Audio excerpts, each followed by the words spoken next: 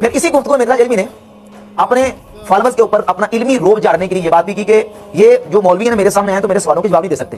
میں آئیں گے میرے پاس, میں ان سے پوچھوں گا کہ المعجم الکبیر طبرانی میں کتنی حدیثیں ہیں, مجموع الزوائد میں کتنی حدیثیں ہیں, اس کا مصنف کا نام کیا ہے. اور کہتا ہے جی کہ مرزا جیلمی کہتا ہے کہ میرے سامنے مفتی منیب صاحب آ جائے تو وہ بھی میرے سوالوں کے جواب نہیں دے سکتے. میری یاداشت بھی آپ لوگوں سے زیادہ ہے اللہ کے فضل سے, میں نے کتابیں بھی آپ لوگوں سے زیادہ پڑھی نہیں ہیں. آپ کے بڑے بڑے مفتی بیٹھے نا, میں نے شروع ہو جانا ہے. میں پہلا سوال کرتا ہوں 10 المعجم الکبیر طبرانی کی نہیں روایت ہے 10. مفتی منیب نے نہیں کرے گڑیاں ہوئی ہیں نہ مفتی تقی عثمانی نے. تقی عثمانی سے میرے سوالوں کے جواب نہیں دے سکتے. میں ان سے پوچھوں گا.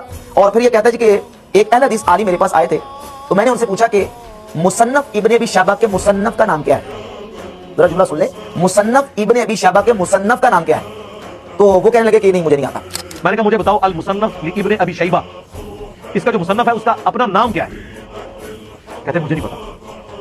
میں نے کہا تم نے ڈگری کہاں سے لی ہے. ان کا نام تھا ابو بکر.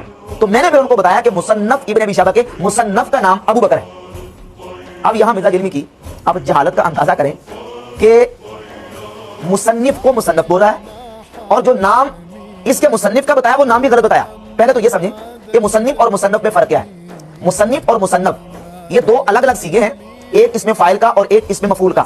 باب تفعیل سے صنف یصنف تصنیفا فهو مصنف وصنف یصنف تصنیفا فذاک مصنف. اب باب تفعیل سے مصنف یہ اس میں فاعل کا صیغہ, اس کا مطلب ہے تصنیف کرنے والا, اور باب تفعیل سے مصنف اس میں مفعول کا صیغہ ہے, اس کا معنی ہے جس کو تصنیف کیا گیا. جو لکھی گئی کتاب ہے اس کو مصنف کہتے ہیں اور جو لکھنے والا ہے اس کو مصنف کہتے ہیں. مرزا جیلمی کہتا ہے مجھے عربی آتی ہے اور عربی آنے کا یہ حال اور عالم ہے کہ مرزا اس میں مفعول کے صیغے کو, اس میں فاعل کے صیغے کو مفعول پڑھ رہا ہے, فاعل کے صیغے کو مفعول بنا کے پڑھ رہا ہے, مصنف کو مصنف بنا کے پیش کر رہا ہے. کہتا ہے کہ میں نے اسے پوچھا کہ مصنف ابن ابی شیبہ کے مصنف کا نام کیا ہے. ایک تو مصنف کو مصنف بولا اور پھر دوسرا ابو بکر, جبکہ مصنف ابن ابی شیبہ کے مصنف کا نام ابو بکر نہیں ہے, ان کا نام ہے عبداللہ بن محمد بن ابی شیبہ. ابو بکر ان کی کنیت ہے, جس طرح مولا علی کی کنیت ابو الحسن ہے, نام ان کا علی ہے. نبی کریم علیہ الصلوۃ والسلام کی کنیت ابو القاسم ہے, نبی کریم علیہ الصلوۃ والسلام کا نام محمد ہے صلی اللہ علیہ وآلہ وسلم. ابو القاسم حضور کا نام نہیں ہے, ابو القاسم حضور کی کنیت ہے. تو امام جو مشہور ابن ابی شیبہ ہیں ان کا ابو بکر نام نہیں ہے, ابو بکر ان کی کنیت ہے, نام ان کا عبداللہ ہے.